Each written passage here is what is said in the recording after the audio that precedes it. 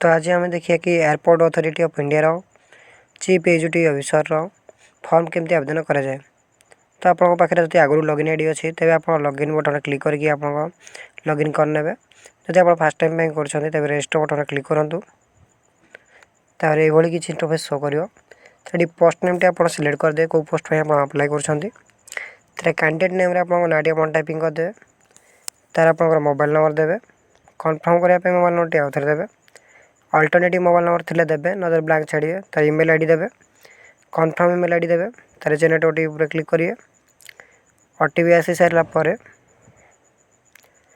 ये आप submit button click करेंगे तापर आप नेक्स्ट बटन खोल तो ये आप डिक्लेरेशन आप चेक से टिक करिए तार से कैप्चाटी देवे रिवेरीफाई उपर आप क्लिक करिए तार तले जो चेकबॉक्स अच्छी से गुड़ सब टिक टिक करके आप सबमिट करिए तार आई एग्री बटन क्लिक करिए तार ओके बटन क्लिक करिए तापर ये आप गो टू एप्लिकेशन जो अच्छी तापर आप क्लिक करिए तार से किसी समय लोडिंग हम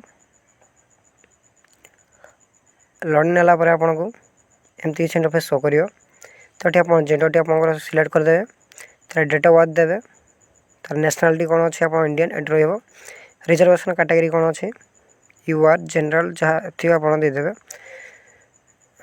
तो ये सब जिन दे सारापर पर्सनल डिटेल आप फादर्स नेम देवे तार मदर्स नेम देवे मैरिटल स्टेटस आप मैरिड कौन मैरिड देवे तार टेस्ट सिटी प्रेफरेंस आप स्टेट चूज करिए तार आप सिटी आप सिलेक्ट करिए से भाव में आप तीनोटी जगह टेस्ट सिटी सिलेक्ट करने तार किस समय लोडिंग हम पुणी किस समय आप वेट करेंगे वेट कर सारापर नेक्स्ट बटन आप खोल जाओ तार ये आप बेंचमार्क डिजेबिलिटी जब अच्छी तो ये आप येस नो करने एक्स सर्विस मैन होते आप येस नो करेंगे गवर्नमेंट डिपार्टमेंट लोक होते आप येस कि न करेंगे तार पुणी किस समय लोडिंग हम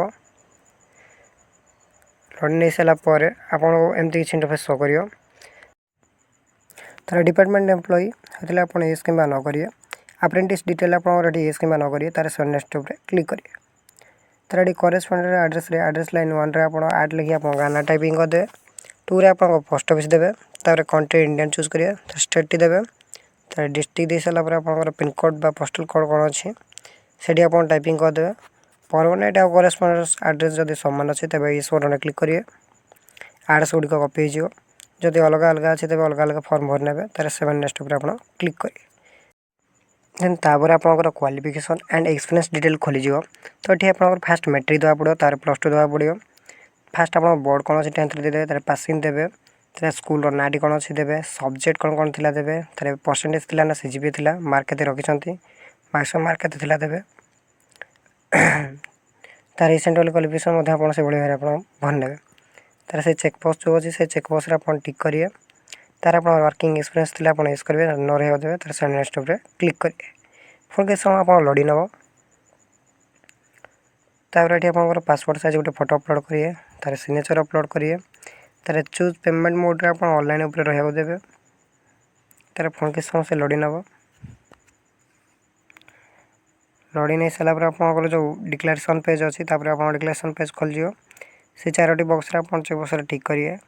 तार कैप्चा देखिए आप प्रिव्यू करने जब आप डॉक्यूमेंट सब ठीक ठाक अच्छे तब आप पेमेंट सेक्शन टी आप खोल तापर आप पेमेंट करने पेमेंट कर सारापर आप एप्लिकेशन फॉर्म टी आप डाउनलोड करके रखने।